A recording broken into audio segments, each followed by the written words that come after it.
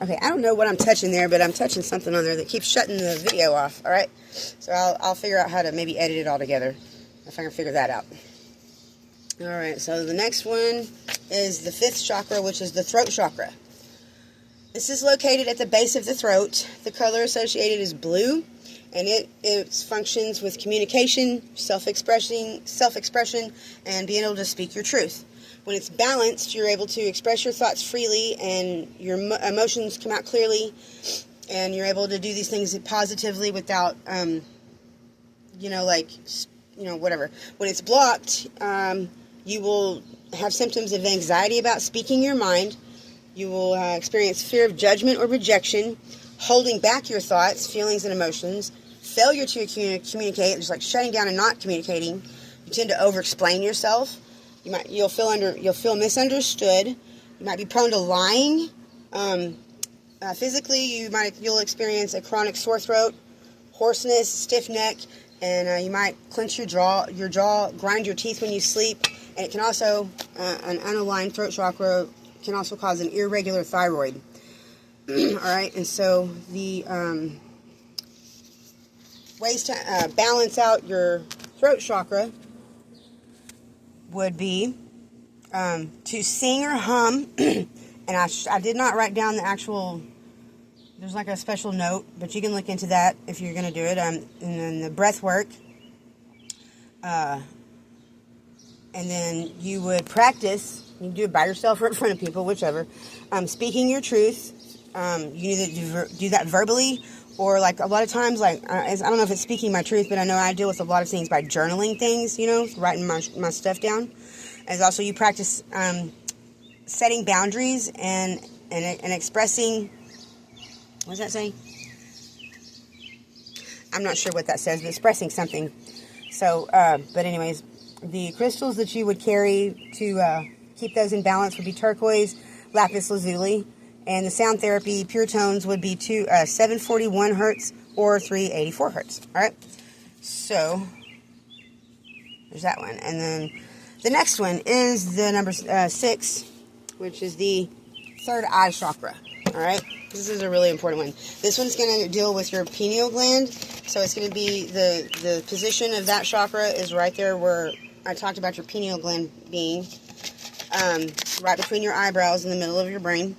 All right, and so the location would be the forehead between the eyebrows. The color associated with it is indigo, which is actually my favorite color. The function, it centers your intuition and enhances that, and it functions through your imagination and your helps with your wisdom and your inner vision. So when it's balanced, your intuition should be really strong and on point. You would have clear insight and a deep connection to inner wisdom. All right. Now, a blocked chakra is going to have the symptoms of, like, you have disconnected intuition, like, you won't be able to see things, like you could normally. So mental fog, being unfocused, difficulty in making simple decisions, the feeling of being trapped, inability to visualize, you might not dream, you'll have a really panicky, chaotic mind, probably fight off, be bothered with depression, and able to face your fears, and you won't be driven or motivated to explore any kind of deep spiritual work or anything, truths, anything like that. You might lose your sense of purpose, and then physically you could experience headaches, insomnia, and nightmares, and it also will inhibit your production of melatonin for sleep. So when your third eye chakra is unbalanced, it will definitely sever that, like what we talked about with the pineal gland, with this, being in your subconscious sleep state, is definitely going to sever that doorway. All right, so you definitely want to take care of that. And then unblocking the third eye chakra would be focused meditation, breath work, ground your energy out. The aromatherapy scents would be frankincense, sandalwood, and myrrh. I think they gave that to Jesus. The crystal that you would carry would be amethyst, lapis lazuli, labradorite, or iolite, and the sound bath frequencies would be 852 hertz, and the musical note of A. So if you understand what that means, that would be a good binaural beat for that one. All right. So then, The last chakra is the crown chakra. All right, that's located at the top of the head. The color associated that is violet, which is different than indigo. Indigo is a little bit darker. It's in between blue and violet. And so violet is actually like purple. All right, and then the functions are for spiritual connection, enlightenment, and unity of the universe, which, again, I'm going to go over all that in the laws of the universal laws. So when it's balanced, you should definitely feel connected with Source and your higher purpose. Should have spiritual peace, and you should be able to, transcend your ego, which I'll explain that later. A blocked crown chakra would create spiritual disconnection, existential confusion, mental fatigue, lack of inner peace, lack of purpose, resistance to spiritual concepts. You might be prone to isolation, failure to form meaningful connections. You will be very attached to your 3D ego, which is like when you have those kind of attachments, you might focus more on like material things, social status, and you'll have like self-importance. Kind of you might go full-blown narcissistic if your crown chakra's out of whack. And then physically, you have headaches, brain fog, lack of concentration, sleep disturbances, and you might be sensitive to light and sound, be prone to migraines, stuff like that. And so those kind of things that start happening, you might have imbalanced crown chakra. All right, so some of the things you can do to balance and unblock would be meditation, grounding. Aromatherapy would be the frankincense, lavender, sandalwood. And the crystals you could carry would be amethyst, clear quartz, and selenite. Also, mentally, you practice gratitude, which is like, I really want to when I start these videos, I really want to try to start out with the gratitude thing. I just keep forgetting to do it.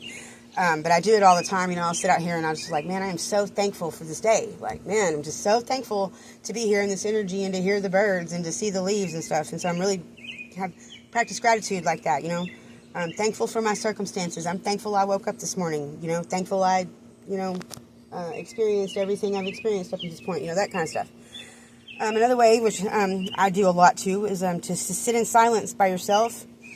And the sound bath frequencies would be the 963 hertz and the 480 hertz. All right. So those are the chakras. Sorry if I'm really. I'm not really trying to be a lecturer about this. I know that's one of the things that certain people have always accused me of, like trying to lecture everybody all the time. And I really don't want it to sound like a lecture. I just don't, I just haven't really fallen into a better way of presenting these things. But I just feel like it's really, really important information for people out there that might be a little bit lost, trying to figure things out. And, they might be going through a spiritual awakening and they don't know really where they're at. Maybe they don't want to go to a church because maybe they, had we talk crap about going to church, or like me, I was really lost for a long time, with my spirituality. But I know that when I was awakening, all kinds of things started happening, and luckily I just kind of, I don't know who I was guided by, but I didn't really have anybody to talk to. I did kind of go to some churches and talk to some people, and they all kind of thought I was crazy, but you'll experience these things, and especially like if you have a Kundalini awakening, like that's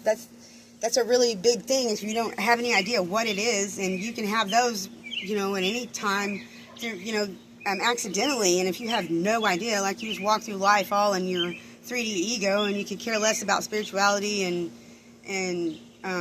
energetic connection and stuff, and you won't have any kind of idea or concept of what's going on with you, and you might end up in the funny, the Looney Tune place. Not the cartoon. And so, I feel like these things that I can tell people, maybe they'll run across them and it'll help them out, because maybe they don't know what the hell is going on. I was just lucky because I was raised by somebody who was very religious as well as spiritual, and I kind of had a connection through that, and even though I kind of fought against it at times, and for a lot of times, most of the time, I kind of rejected it or whatever, but eventually, I came right back to it, and all the things that my grandmother was trying to teach me and, said to me, it was just like, you know, there's times whenever it just hits me like a ton of bricks, like, what an idiot for not listening to her, you know, what an idiot for not doing a lot of things she said, you know, but it's just, you don't have that, if you don't have that awakening and that opening within yourself, you know, you're going to feel that way. You're not going to want to do that kind of stuff. You're going to reject it because you don't understand it. So, all right, so the last spiritual anatomy that I want to talk about are the soles of the feet. This was a pretty interesting one. All right, so the soles of the feet, that's your connection to earth. It's your personal foundation. It's how you move forward through life. These are energetic portals that are used for grounding and releasing emotional blockages, an overflow of energy, grounding out. There are 66 acupuncture pressure points on the bottom of your feet. I did not know that.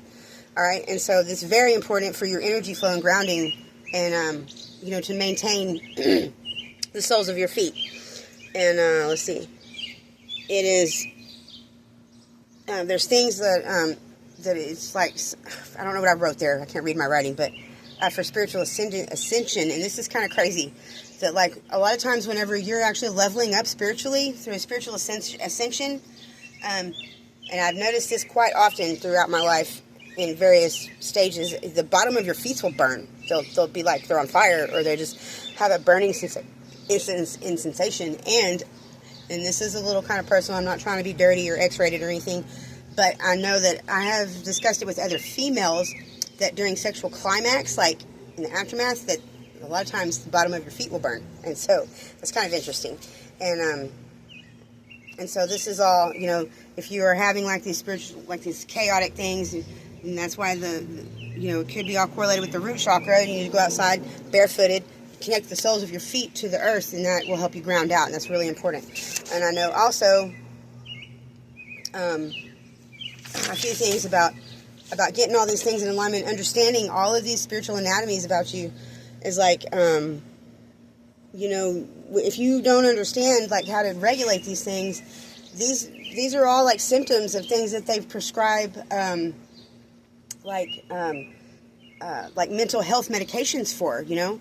And it all might stem, you know, maybe we wouldn't need none of those things if everybody just understood how to align their chakras and realign their energies, you know, because all of these things being out of whack, this is like, stems from like unresolved trauma, you know, grief, deep-seated emotional wounds, all of these things, you know, it's like prolonged chronic stress, you know, caused from like major life transitions, sudden loss, big loss, you know, all of these things that people just walk around like unhealed from, you know, and they just feel like they might be crazy, or, you know, and they're maybe too embarrassed to go and talk to somebody.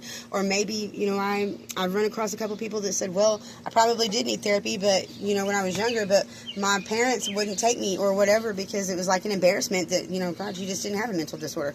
I've run across that too, which is kind of sad. But, you know, at the same time, it's like, if you have this knowledge, you know, of how to like realign your energies and understand how your electrical impulses and your energetic energies will directly correlate with your emotions, your spirit, and how it all ties together in your physical.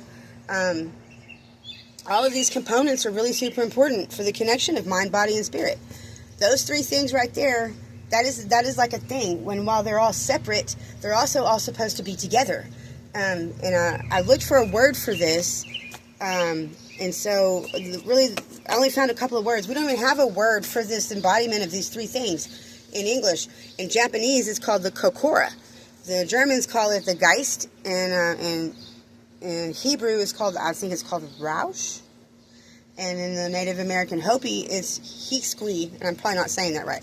But anyways, then that is the connectedness of the mind, body, and spirit being connected, also realizing that they are all separate functions that they will function independently, separately, and like two could be in balance and one could not, you know, but if they're all in balance, if two are, you know, if they're all balanced, they're all balanced. If one's knocked off kilter, then the rest of them are knocked off kilter.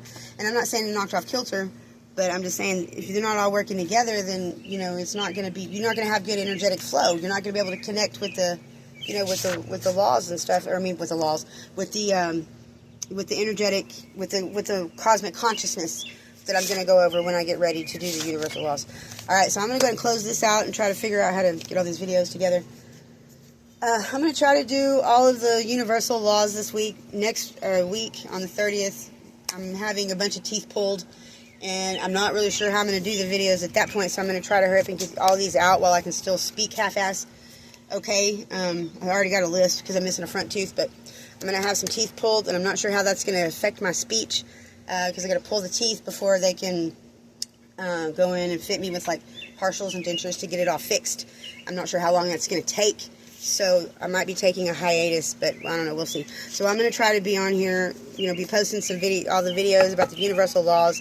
And of course I'll mess with the shorts and stuff. I like throwing things out in the shorts, you know, just little silly things that run through my head and or whatnot, if you guys enjoy those. So just be sure and like, subscribe, share the videos, comment, push me out to the algorithm. Like I said, I'm not really aiming for more than one person to see these things, but if it's that one person, I want them to be able to see it, so I need to be, you know, I need to be in the YouTube algorithm. So anyways, thank you so much, all you eavesdroppers, for joining me and listening to me while I talk to myself in the dark.